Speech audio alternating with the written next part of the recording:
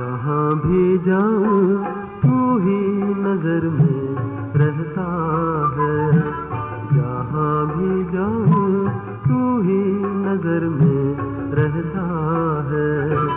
चाँद भी मेरे साथ सफर में रहता है, जहाँ भी जाऊँ तू ही नजर में रहता है।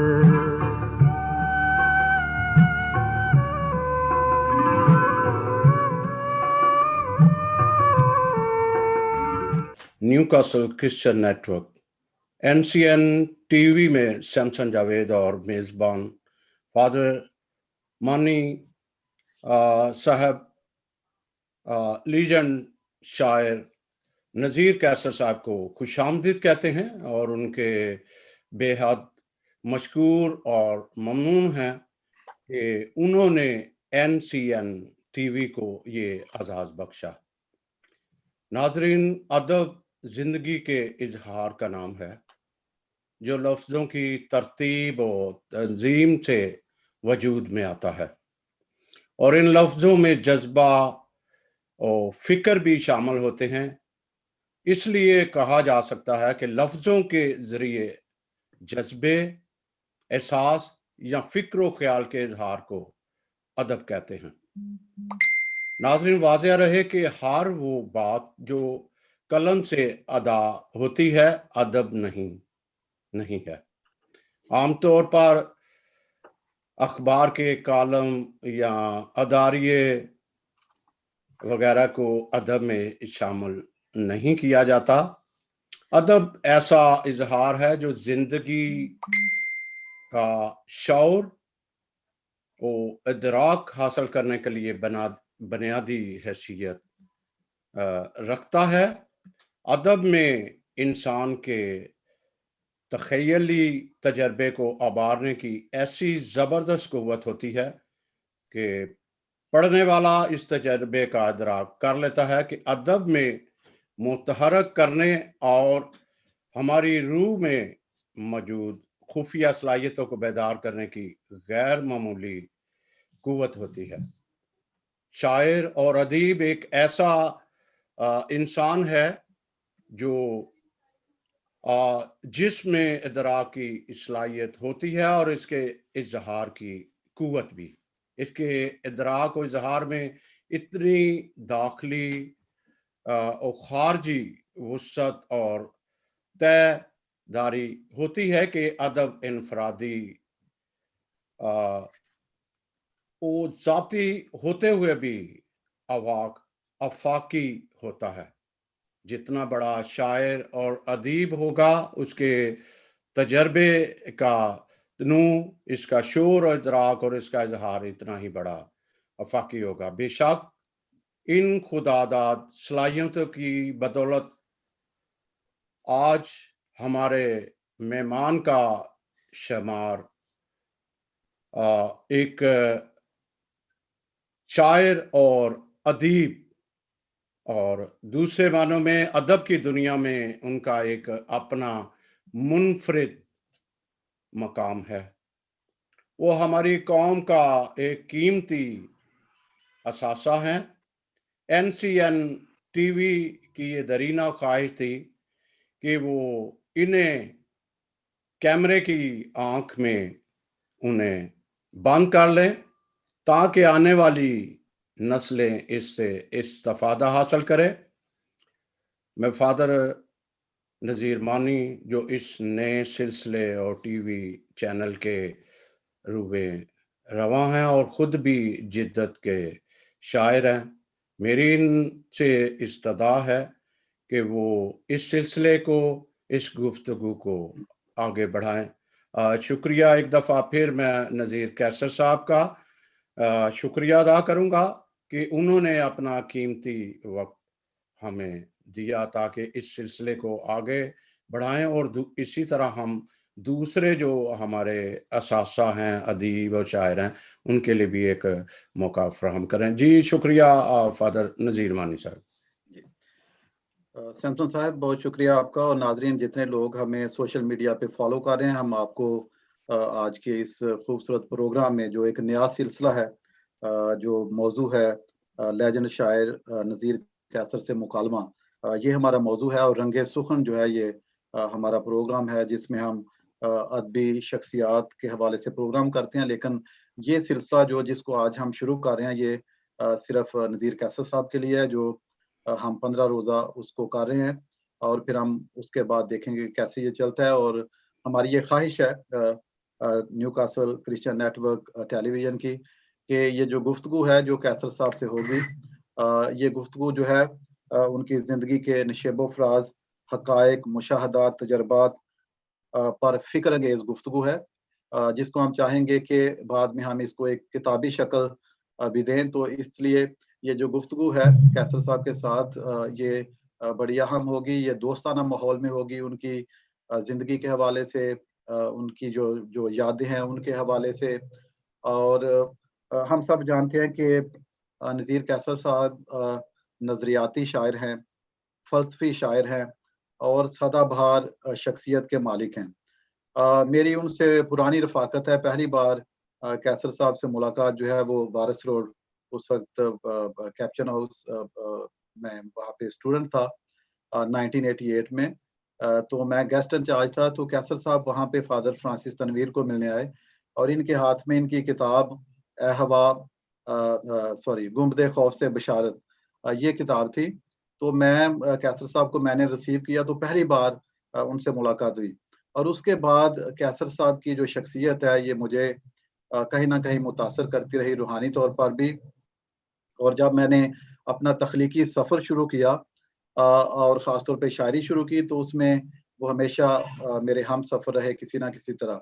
कैसर साहब से जो मुलाकातों का सिलसिला है वो भी जारी रहा बाद में आने वाले सालों में भी। जब मैं कैप्टन हाउस में डायरेक्टर था, तो वहाँ पे भी वो अपनी फैमिली के साथ आते, फिर सियालकोट में भी मुलाकातें रहीं।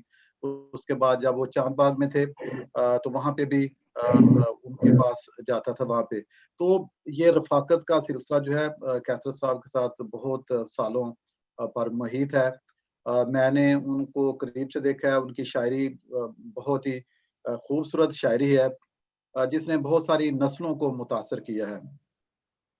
कैसर साहब ऐसे लेजेंडरी शायर, मुसन्निफ़, सहाफ़ी और कॉलम नगार हैं जिन्होंने एक दुनिया को मुतासिर किया है। उन्होंने वो बरसगीर पाक व हिंद के जो आला पाए के शायर हैं उनमें उनका शुमार होता है। वो दानिशवर और फ़लसफ़ी शायर हैं जिन्होंने तकरीबन 5 दहाइयों तक जो शेर व अदब का जो उफ़क़ है उस पर वो चमक रहे हैं। उनकी बहुत सारी किताबें जो हैं वो शेरी हलकों में मकबूल हैं और कैसर साहब जो हैं वो तख्लीकी शख्सियत है और जो तख्लीकी शख्स होता है वो हमेशा सदाबहार होता है। तख्लीकी शख्स जो है जैसे कैसर साहब हैं, वो ऐसा शख्स होता है जिसकी मिसाल जो है वो मुकाशफ़ा बाराबाब में एक दरख्त है जिसको जो सदाबहार है, जिस पे 12 महीनों में 12 तरह का फल लगता है। तो ऐसी भरपूर शख्सियत के मालिक हैं, जो हमेशा मुस्बत सोच रखते हैं, नौजवान शुरा की शायरात की हौसला अफ़ज़ाई करते हैं और बहुत सारे लोगों को उन्होंने एक अच्छी डायरेक्शन दी है। कैसर साहब का एक बहुत ही खूबसूरत शेर है, दुनिया अच्छी लगती है, रब अच्छा लगता है, अच्छी आँखों वालों को सब अच्छा लगता है। तो वो एक ऐसी आँख खुदा ने उन्हें अता किया है, जो हमेशा किसी न किसी खूबसूरत मंज़र को ढूँढ लेती है और वो मनाज़र, वो खूबसूरती हम कैसर साहब की शायरी जो है, उसमें देखते हैं। कैसर साहब को जो मेन स्ट्रीम के शुरा कराम हैं, बड़े-बड़े शुरा, हमेशा उन्होंने उनकी हैसियत को, उनके मर्तबे को और उनकी मुनफ़रद शायरी को, उनके लबो-लहज़े को पसंद किया है और इसी वजह से वो बरसगीर पाक-ओ-हिंद में जाने और पहचाने जाते हैं। कैसर साहब की जो किताबें हैं वो तकरीबन 15 किताबें जो है वो मंज़िल-ए-आम पर आ चुकी हैं। उनमें आँखें चेहरा हाथ, ज़ैतून दी पत्ती, तीसरी दुनिया, गुंबदे खौफ से बशारत, ए हवा मुअज़्ज़न हो, ए शाम हम सुख़न हो, हरे कृष्णा तुम्हारे शहर का मौसम, कसम फजर दे तारे दी, नए अहद के गीत, रुझानात, ये ऐसे थे उनके। भुट्टो और अक़वाम आलम, मोहब्बत मेरा मौसम है और दानिश का बुहरान। कैसर साहब को उनकी अदबी खिदमात की बिना पर बहुत सारे अवार्ड जो हैं वो भी मिल चुके हैं। उनमें आदमजी अवार्ड जो 1978 में उन्हें मिला, पाकिस्तान नेशनल कल्चर अवार्ड 1984 में, फोक लिटरेचर अवार्ड 2002 में, मसूद खद्दरपोश अवार्ड 2005 में, बाबा गुरु नानक अवार्ड 2014 में, और उसके अलावा नेशनल ह्यूमन राइट्स अवार्ड 2016 में 16 में मिला। कैसर साहब ऐसे खुशकिस्मत शायर हैं, अदीब हैं जिनकी ज़िंदगी में ही उनके काम को एक्नॉलेज किया गया है और उन पर एम.फिल के मकालाजात जो हैं वो लिखे जा चुके हैं और भी अभी भी लिखे जाएंगे। कैसर साहब से मेरी जो मुलाकात है पिछले साल अक्टूबर में हुई उनके घर में, और वो जो आप तस्वीर देख रहे हैं जहाँ पे हम दोनों बैठे हैं ये उनके घर की है। उस वक्त भी उनसे बहुत खूबसूरत गुफ्तगू हुई, और इसके अलावा भी वो हमारे साथ प्रोग्राम्स में आ चुके हैं, और हम इस सिलसिले को शुरू करते हैं।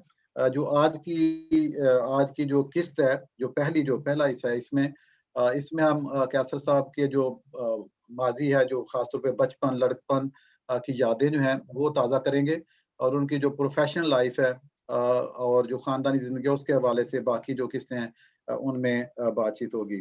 तो हम खुशामदीद कहते हैं Qaiser sahab, very warm welcome to you Newcastle बहुत क्रिश्चियन। शुक्रिया, आपने तो खुद मेरी इतनी हिस्ट्री बयान कर दी अच्छे लफ्जों में। बहुत शुक्रिया आपका और शमसन जावेद भाई का, जी बहुत जी शुक्रिया।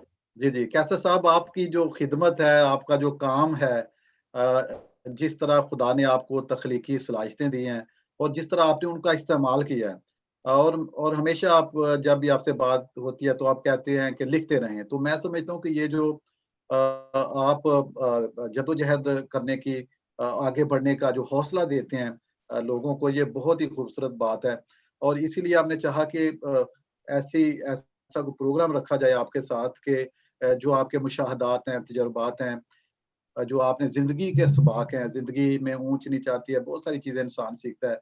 तो जो लोग हैं वो उन बातों से सीख सकें। तो मैं जो अभी पूछना चाहूँगा कि सबसे पहले जो नाज़रीन इस वक़्त हमें पूरी दुनिया में देख रहे हैं सोशल मीडिया के ज़रिए, ख़ासतौर पे फ़ेसबुक के ज़रिए, तो उनको आप थोड़ा-सा अपने ख़ानदानी पस-मंज़र के बारे में बताएँ कि वो कैसा माहौल था जब आप इस दुनिया में आए और उसके बाद का कुछ आपका सफ़र? जी, कैसे?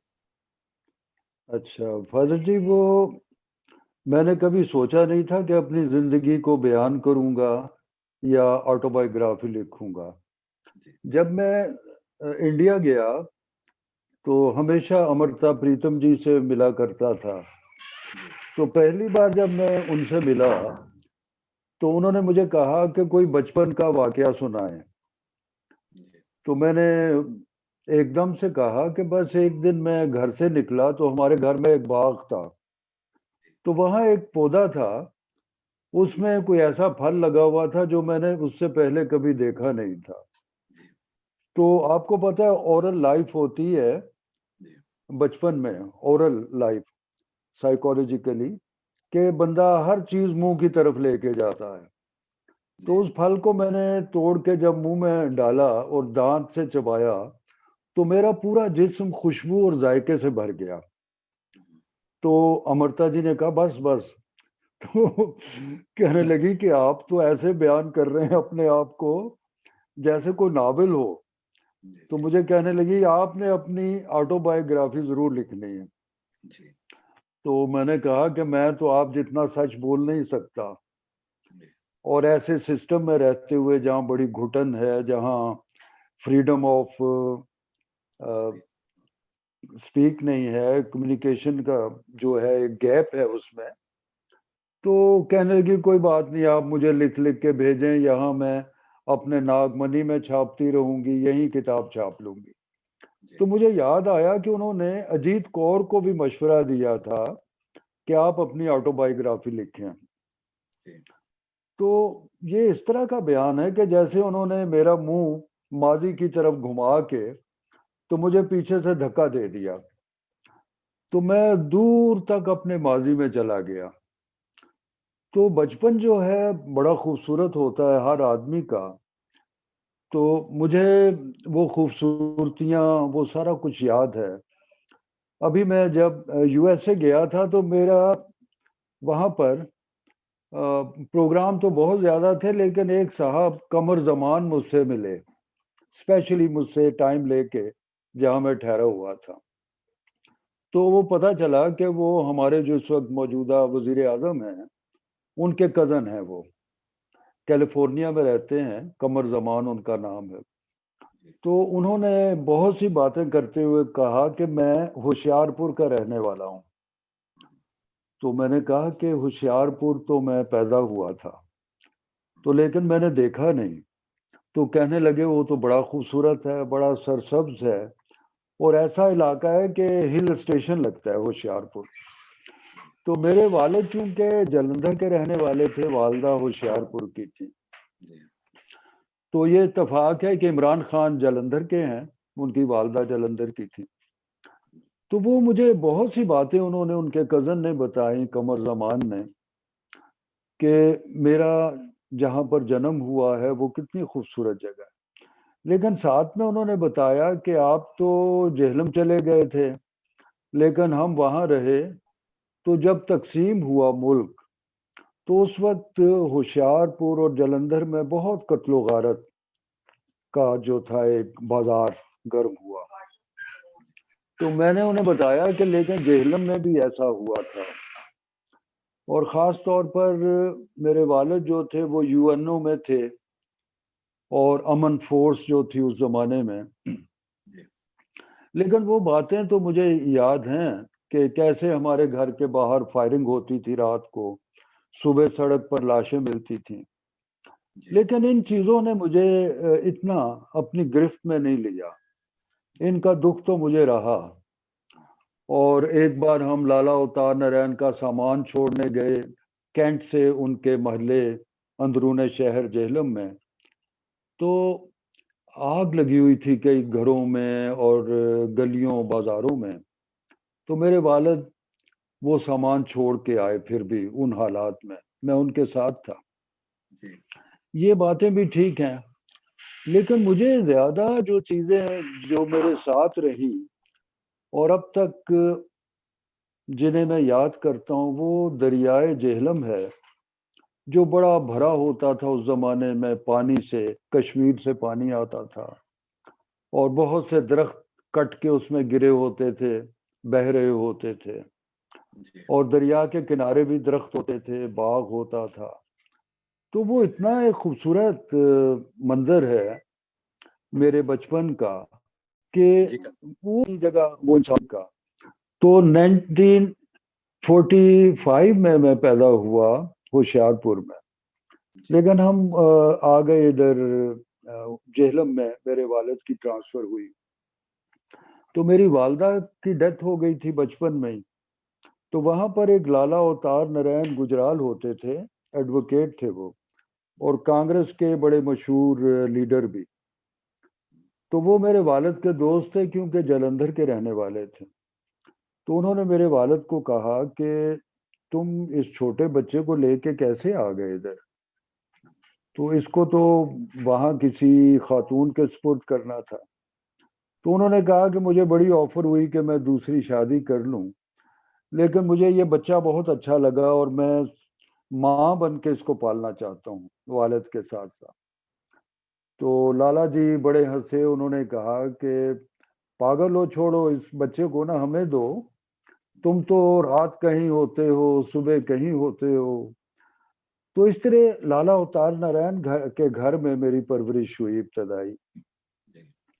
तो बाद में मुझे पता चला कि उनके बेटे इंद्र कुमार गुजराल वो वजीर आजम भी बने इंडिया के। तो फिर उनसे मुलाकात भी हुई इत्तेफाक से। ये 1907 में मेरा ख्याल है मैं वहाँ था। तो मेरी किताब की तकरीब रूनमाई थी दिल्ली में, अबुल कलाम आज़ाद हॉल में। तो उसके चीफ गेस्ट इंद्र कुमार गुजराल थे, उस जमाने में वजीर आजम भी थे वो। तो मुझे पता नहीं था कि ये उनके बेटे हैं लाला जी के। तो सत्यपाल जी जो मेरे बड़े अजीज दोस्त हैं वहाँ दिल्ली में, उन्होंने मुझे बताया कि ये तो आपके भाई हैं, आपकी परवरिश हुई है इनके घर में। तो खैर उनसे फिर मुलाकात भी हुई, वजीर आजम हाउस उन्होंने मुझे बुलाया। जब उन्हें बताया गया तो वो रो पड़े, मुझे मिल के मेरी बहुत सी बातें याद करा के मुझे कहने लगे कि लाला जी आपको क्या कहा करते थे। तो मैंने कहा मुझे बस एक लफ्ज याद है, ओमी मुझे कहते थे वो। तो ओमी ओमी। तो गुजराल साहब ने बताया कि उन्होंने आपका नाम ओम प्रकाश रख दिया था। तो अच्छा।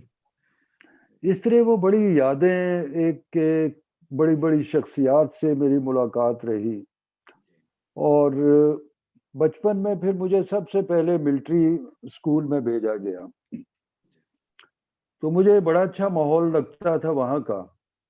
लेकिन जब सुबह सुबह वो एक्सरसाइज कराते थे, उल्टा सीधा मुझे वो कलाबाजियाँ खानी पड़ती थी और बड़ा टफ होती है। आपको पता है कि उनकी वो एक्सरसाइज पीटी वगैरह जिसको कहते हैं, तो उससे मैं भाग गया। बचपन से शायद मैं जिस तरह अंदर से नर्मो नाजुक हूँ, शायद फिजिकली भी ऐसा ही था कि अगरचे मैं बहुत तेज भागता था, रनिंग मेरी बहुत अच्छी थी और हर मुकाबला जीत जाता था मैं भागने का, लेकिन उसके बावजूद मुझे पीटी करना और सुबह सुबह वो टफ किस्म की एक्सरसाइज जो कराते थे मिलिट्री वाले, उससे फिर मैं वहां से भाग गया। और अब भी मैं जब कभी जाता हूँ, गुजरता हूँ जेहलम से इस्लामाबाद जाते हुए, तो एक चौक आता है तोप वाला चौक, वहां पर अब भी शायद तोप लगी हुई है वहां पर। तो वहां पर एक कॉन्वेंट स्कूल है लेफ्ट को। तो फिर मेरे वालिद ने वहां मुझे दाखिल कराया, वहां पे सिस्टर पढ़ाती थी। तो वो माहौल मुझे बड़ा अच्छा लगा और वो मुझे गोद में बिठा लेती थी, माँ की तरह मुझसे मोहब्बत देती थी। तो इब्तदाई एजुकेशन मेरी उस कॉन्वेंट स्कूल में हुई। अभी आजम मिराज साहब कहते हैं कि मैं चाहूंगा कि वहाँ आपकी तस्वीर लगवाई जाए कि आपका इब्तदाई जो वहाँ पर इल्मी पस मंजर जो है वहाँ है। तो तस्वीर तो खैर दिलों में लगी होती है लोगों के, बाहर लगे या ना लगे। तो मैं कभी कभी वहाँ गुजरते हुए जो भी फादर होते हैं उनसे रुक के मिलता हूँ, चाय पीता हूँ, उनसे बातें करता हूँ, बताता हूँ कि मैंने यहाँ पर कुछ वक्त गुजारा। तो वो बड़े खूबसूरत दिन थे, जिंदगी में सादगी थी और नेचर के बहुत करीब था इंसान। बागात बड़े बड़े होते थे, घर भी बहुत बड़े बड़े होते थे कई के कनाल के। अब जिस घर में हम रहते थे बंगला नंबर 9 दरिया झेलम के किनारे, वो कम से कम 4-5 कनाल का था। घर 10 मरले का था और इर्द गिर्द बाग ही बाग था उसमें। और मैंने पहली दफा नरगिस का फूल वहां देखा। एक कतार थी नरगिस के फूलों की, फालसे के पौधे थे, माल्टे थे, और पहली बार वो लीची का पेड़ वहां मैंने देखा।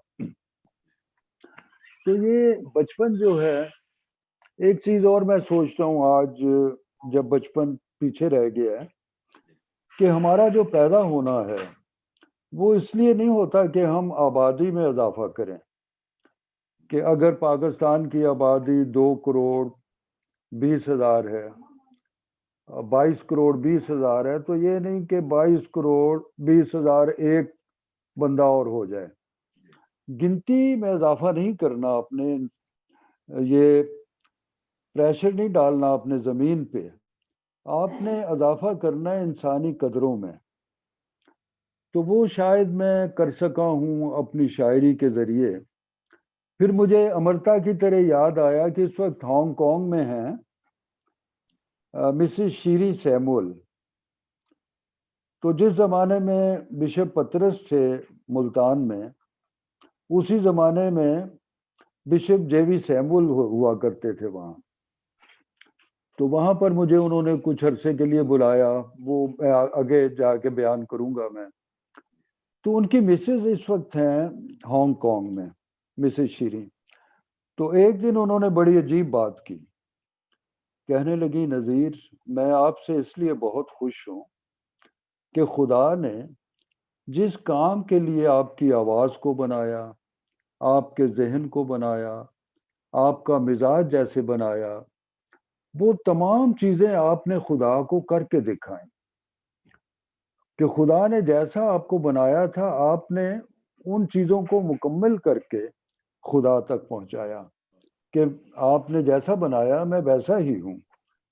तो इसमें कुछ तो मेरी भी खूबी होगी, लेकिन मैं समझता हूँ कि जब मैं बिल्कुल नौजवान था तो मेरे दोस्तों में बुजुर्ग लोग होते थे।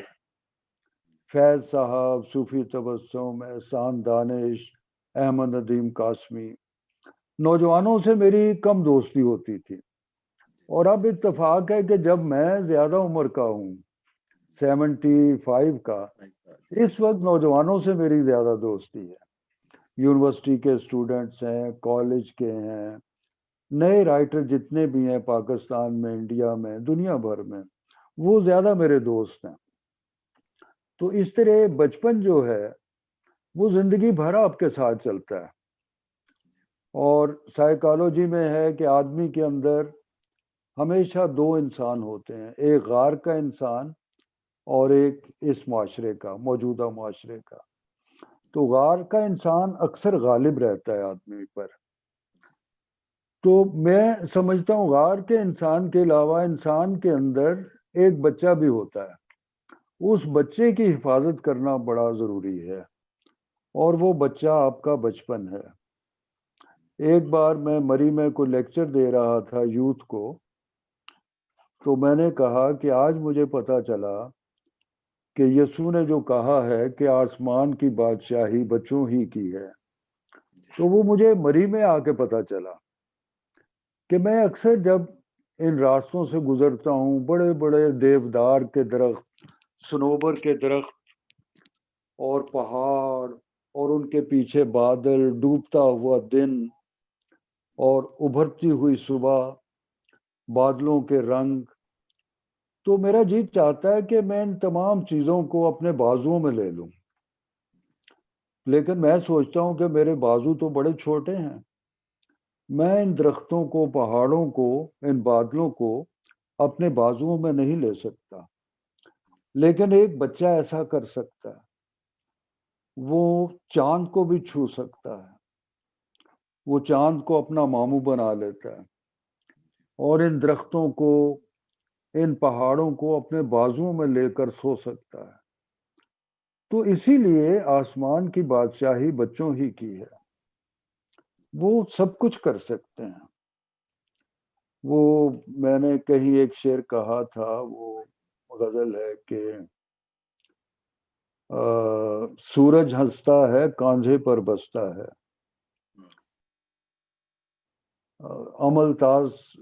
अमलतास के फूलों वाला रास्ता है, ऐसा कुछ है। तो उसमें था कि बच्चा चांद को हाथ लगाकर लौट आया, बूढ़ा फरिश्ता बूट के तस्मे कसता है। तो बूढ़े लोग वो फरिश्ते हो जाते हैं, तो वो बूट के तस्मे ही कसते रहते हैं, और बच्चा तो पलक झपकते ही चांद को हाथ लगाकर वापस आ जाता है।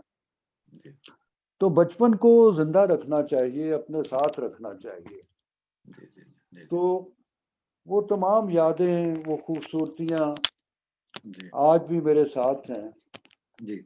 और उसमें एजुकेशन का सिलसिला, बस मेरा चूंकि वालिद अक्सर हो जाते थे, ट्रांसफर उनकी होती थी मुख्तलिफ जगह पर, तो इसलिए फिर वो ट्रांसफर जो है मेरी एजुकेशन को मुकम्मल नहीं होने देती थी जी। तो कैसे और सब कुछ में कहाँ तक आपने एजुकेशन हासिल की, क्योंकि यही मैं पूछने वाला था। हाँ जी।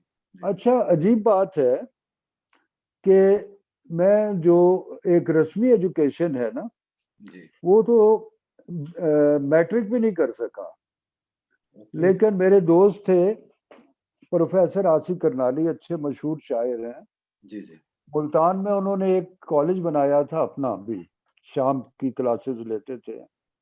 तो उसमें वो कराते थे अदीब आलम, अदीब फाजल, अदीब, ये एक क्लासेस होती थी उस जमाने में जिससे वो डायरेक्ट बीए तक लोग चले जाते थे कि फिर आपको सिर्फ इंग्लिश के पेपर देने हैं और उसके बाद आप बीए तक चले जाएंगे।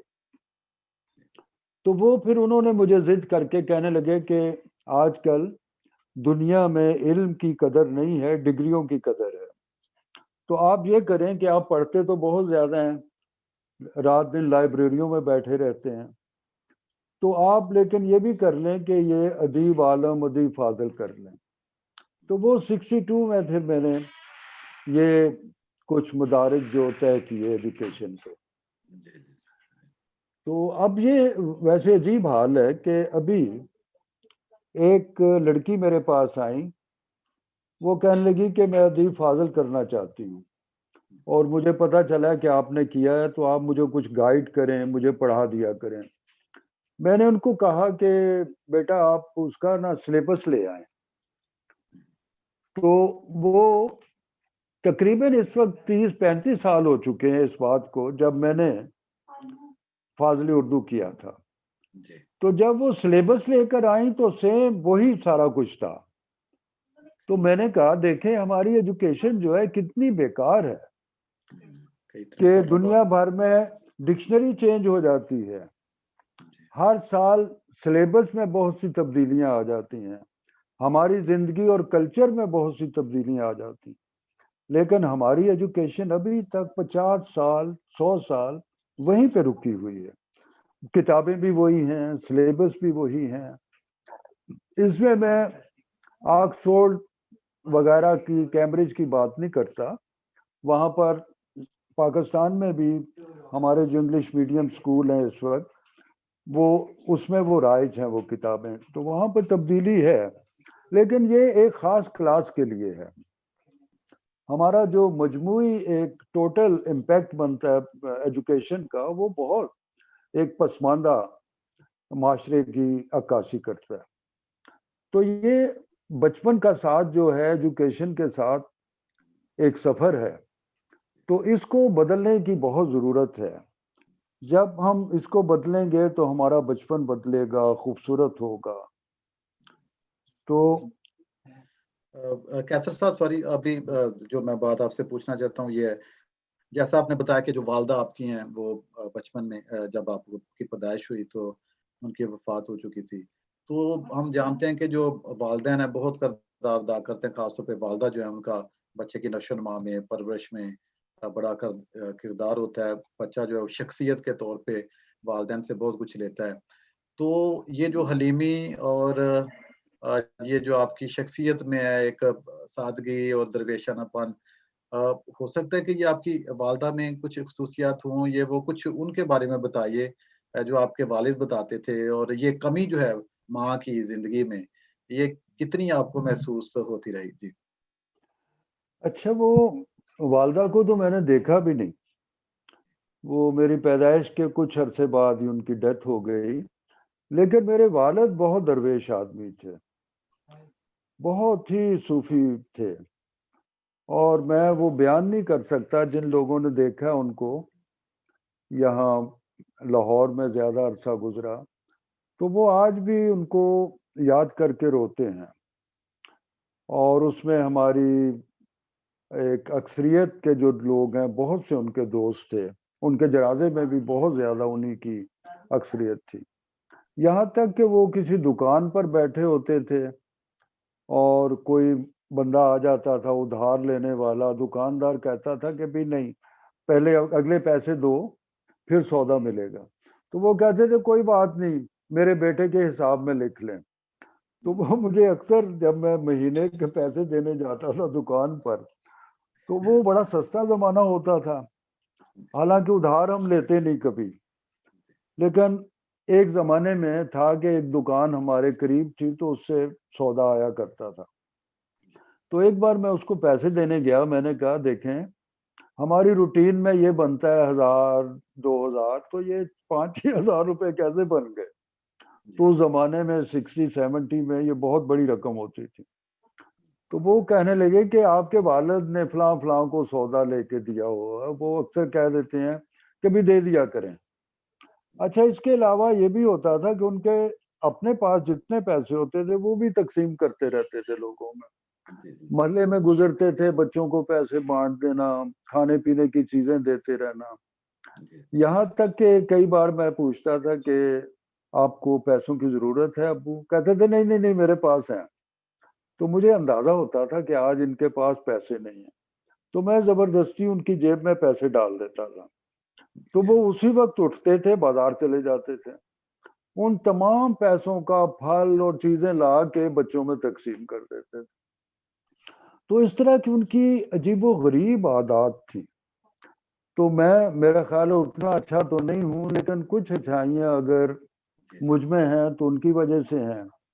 और या फिर मेरी दो टीचर थी मुल्तान में, एक मिस कमर और एक मिस शम्स, दोनों बहनें थी।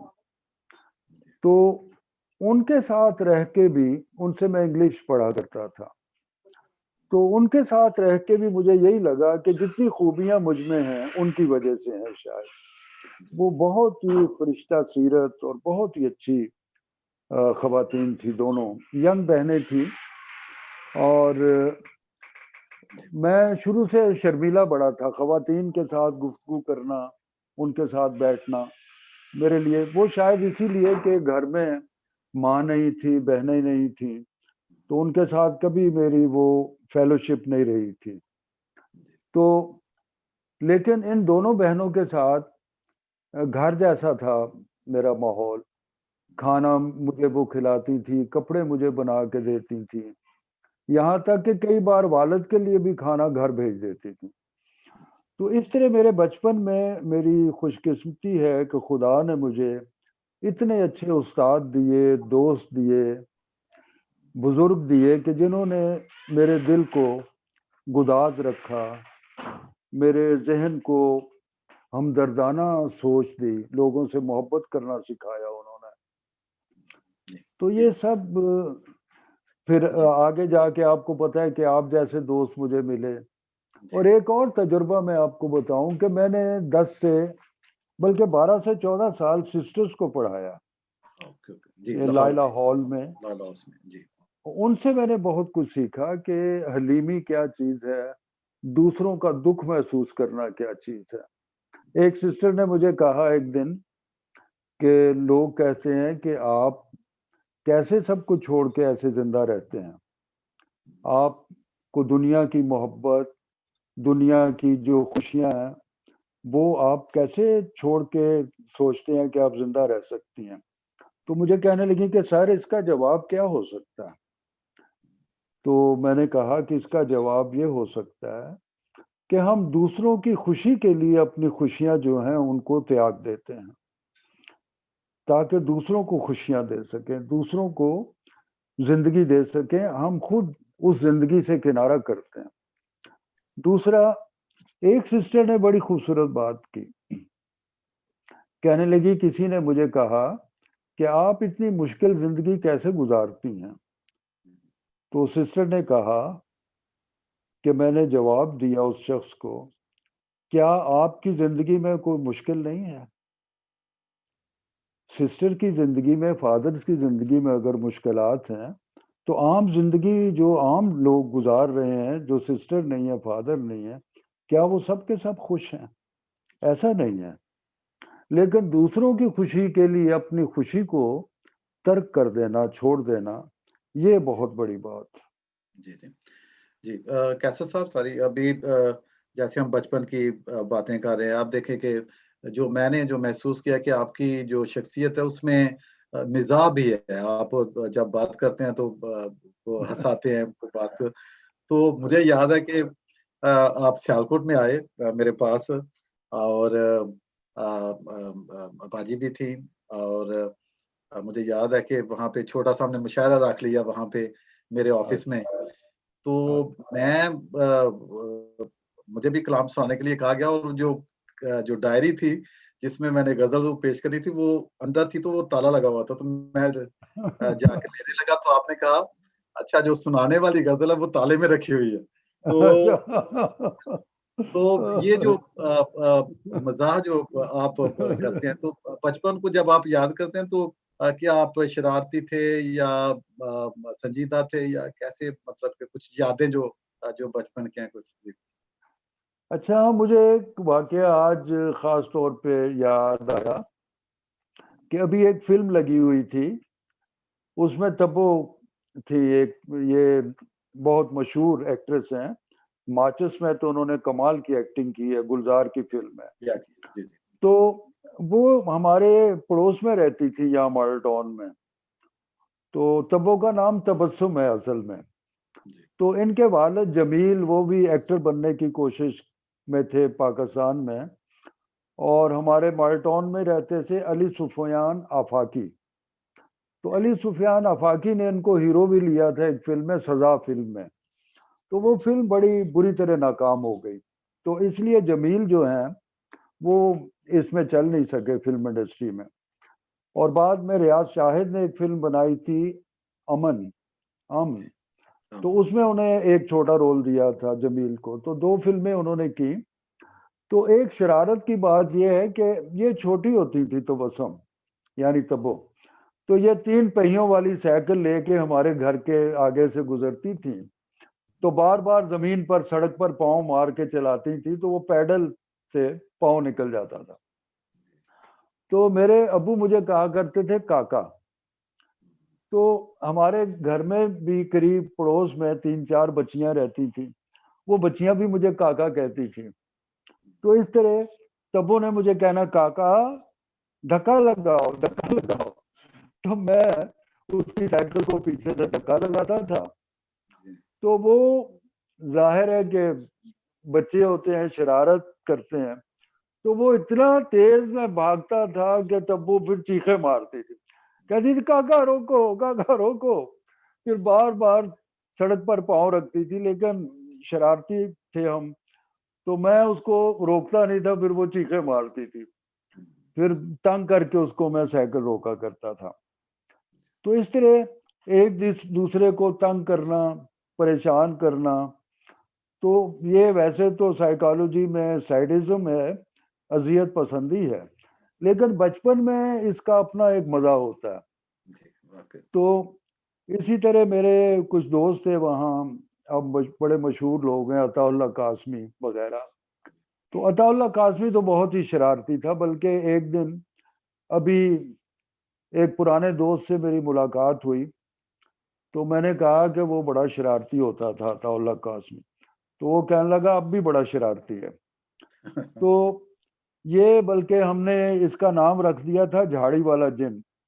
तो इसके वालिद होते थे इमाम मस्जिद ए ब्लॉक मॉडल टाउन में। तो ये रात को जब नमाजी आते थे, जाते थे मस्जिद में, तो ये झाड़ियों में वो मास्क पहन के ना, एक जिन वाला, तो अपने मुंह पे टार्च मारा करता था, और लोग एकदम डर के भाग जाते थे।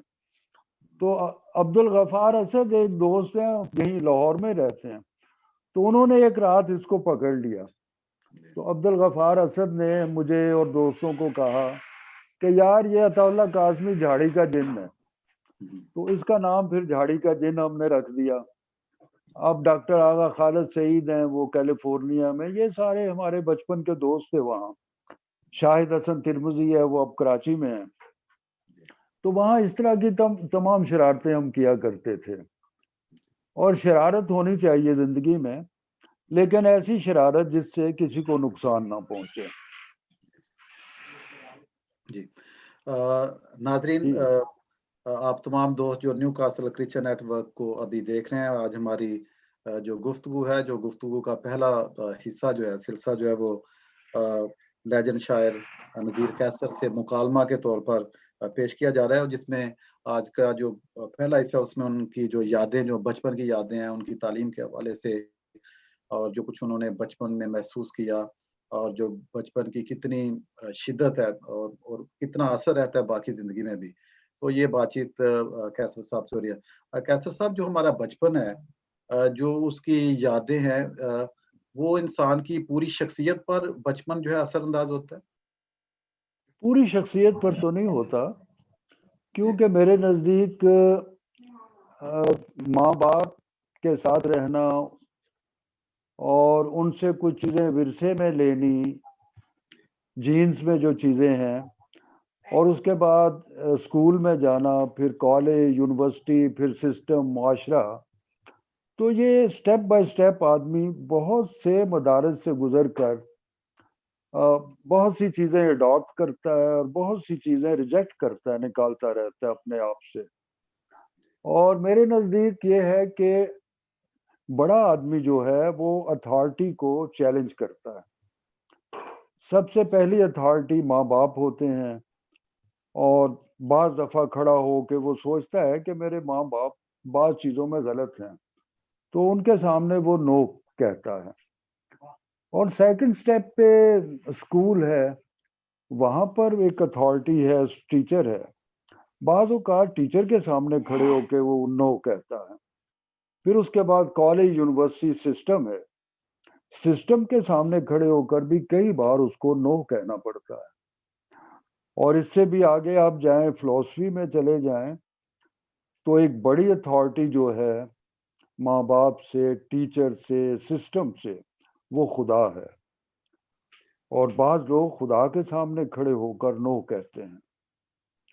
तो ये नो कहना जो है, अथॉरिटी को चैलेंज करना जो है, ये जिंदगी को किसी ना किसी नए रास्ते पे डाल देता है। जरूरी नहीं कि आदमी खुदा को नो कहे, माँ बाप को कहे, लेकिन चैलेंज जो है, अथॉरिटी जो है, उसको चैलेंज करना जरूरी होता है। हम यसु को देखते हैं कि उसने रोमन अंपायर के सामने खड़े होकर नो कहा, और ज्यूइज्म की शरीयत के सामने खड़े होकर नो कहा।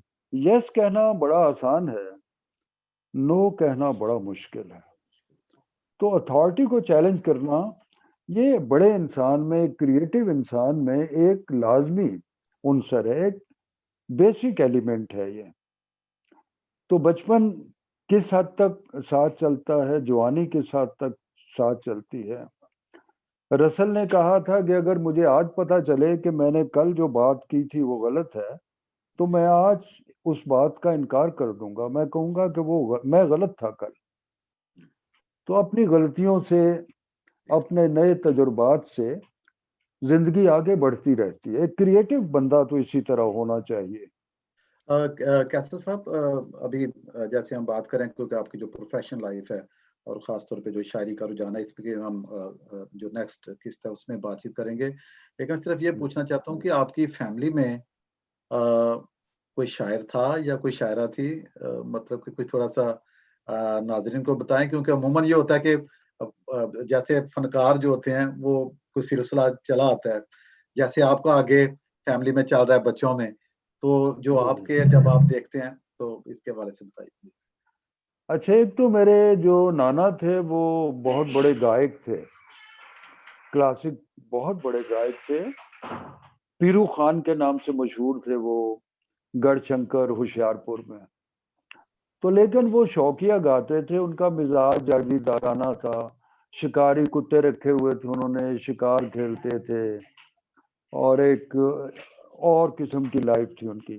तो शौकिया तौर पर वो बहुत अच्छे सिंगर थे, और इवन तवक्कुल खान के दोस्तों में से थे। उस्ताद तवक्कुल खान बहुत बड़े सिंगर थे। तो फिर उसके अलावा हमारे फैमिलीज में कुछ एक्टर भी, नुमाया एक्टर भी रहे हैं भी। तो वो मैं उसका इजहार नहीं करता था, लेकिन अभी उर्दू पॉइंट वालों ने एक इंटरव्यू मुझसे लिया तो उसमें सवाल किए उन्होंने। और यहाँ तक कि अताउल्लाह कासमी का एक पुराना मुझे कॉलम फिर उस दिन याद आया, जिसमें कोई 60-70 के ज़माने में उन्होंने लिखा था कि नज़ीर कैसर की माँ हिंदू थी। तो मैंने उसको एक इजलास में कहा, बात की स्टेज पे, मैंने कहा माँ का तो कोई मजहब नहीं होता, माँ का मजहब तो ममता होता है, ममता होता है। और किसकी क्या माँ है, कौन है, हिंदू है, सिख है, क्रिश्चियन है, इससे कोई ताल्लुक नहीं। तो वो इस तरह देवानंद भी मेरे जो है खालाजाद भाइयों में हैं, जो एक सुपरस्टार इंडिया के रहे हैं। तो फिर इसके अलावा मेरे अपने औलाद में 2 अच्छी शायरा हैं, सल्तनत कैसर, आपने इंटरव्यू किया उनका, जी जी फिर तजरीद कैसर हैं, फिर जुनैद कैसर बहुत ही अच्छे कॉलमिस्ट, जी इंग्लिश उर्दू में लिखते हैं। बिल्कुल 2 बिल्कुल किताबें जानता हूँ उनकी हाँ। छपी हैं। जी, जी जी जी और हाँ। गुफ्तगू भी बहुत एक अच्छी उनके करते हैं। जी, हकीकी जमहूरियत उनकी एक किताब छपी, फिक्शन हाउस ने छापी। एक पाकिस्तानी अक़लियतों का नोहा। तो दोनों बड़ी अच्छी किताबें हैं, बड़ी एक नज़रियाती और एक फ़िक्र अंगेज़ किताबें हैं। तो इस तरह खुदावंद का शुक्र है कि मेरी फैमिली में हमेशा बैकग्राउंड में भी कोई म्यूज़िक, कोई एक्टिंग, कोई शायरी। अच्छा, मेरे वालिद जो हैं उनको सूफिया का कलाम बहुत याद था। अब मुझे तो पता नहीं था, मैं बचपन में था तो वो दोस्तों को बैठ के सुनाते थे, बुल्ले शाह, वारिस शाह, सुल्तान बाहू, इवन सूरदास और कबीर भगत की शायरी उनको याद थी। तो वो लाशूर में मेरे रहती थी। फिर ये एक वाक़या और मुझे याद है कि हमारे घर के बाहर एक बहुत बड़ा स्टबल था। जी तो उस स्टबल में यकीनन भैंसें वगैरह रही होंगी किसी ज़माने में। तो वहाँ पर खुरली बनी हुई थी, चरनी बनी हुई थी। जी तो अब मैं ख़्याल करता हूँ कि ये क्या बात है कि मैं अकेला जाके उस चरनी में बैठ जाता था और वहाँ बैठ के बाइबल पढ़ा करता था। और उस ज़माने में मुझे ये अंदाज़ा नहीं था कि चरनी जो है वो कितना बड़ा सिंबल है। जी तो फिर बचपन का मुझे ये वाक़या याद है कि सबसे पहले मैंने 2 किताबें पढ़ी। दोनों मुश्किल तरीन और दोनों आसान तरीन किताबें हैं। एक बाइबल और एक दीवाने गालिब। ये आपने बचपन में पढ़ा और दीवाने मुश्किल, गालिब? हाँ, बचपन में पढ़ा। हैरत है मुझे बड़ी बात है कि वो क्योंकि मेरे वालिद कहीं से ले और मुश्किल तरीन किताबें हैं दोनों बचपन के हिसाब से। जी जी लेकिन मैं समझता हूँ इन दोनों किताबों को बच्चे ही समझ सकते हैं, जी बूढ़े लोग नहीं समझ सकते। इतनी वो जिंदगी है उन दोनों किताबों में। बूढ़ों से मुराद ये नहीं कि उम्र का इसका हवाला नहीं है। मेरे नजदीक आप भी एक बच्चे हैं। तमाम लोग जो क्रिएटिव हैं, जो चीजों को छू लेते हैं, चांद को छू लेते हैं, और जिनको वादियों जंगलों से दूर से आवाजें आती हैं, और जो खामोशी को सुन लेते हैं, ये तमाम लोग बच्चे होते हैं। मुझे किसी ने कहा आपकी शायरी बड़ी सादा है लेकिन बड़ी मुश्किल है। तो मैंने कहा मैं बच्चों के लिए लिखता हूँ, लेकिन उसे बड़े भी पढ़ सकते हैं। लेकिन समझने के लिए बच्चे बनना पड़ता है उसको। पड़ता है तो बिल्कुल हाँ जी फिर इस तरह कुछ ना कुछ है हमारे माजी में और मेरी जिंदगी में, इल्म, अदब, मौसीकी।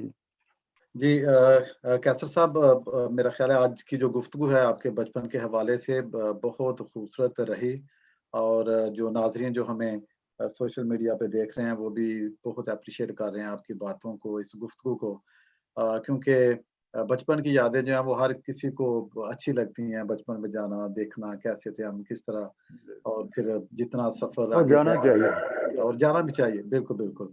तो जो अगला हमारा हिस्सा होगा नेक्स्ट जो रखेंगे हम, उसमें फिर हम इससे आगे जो आपका जो प्रोफ़ेशनल लाइफ़ है जो तालीम के बाद जो बाकायदा आपका सिलसिला शुरू हुआ उसको हम डिस्कस करेंगे।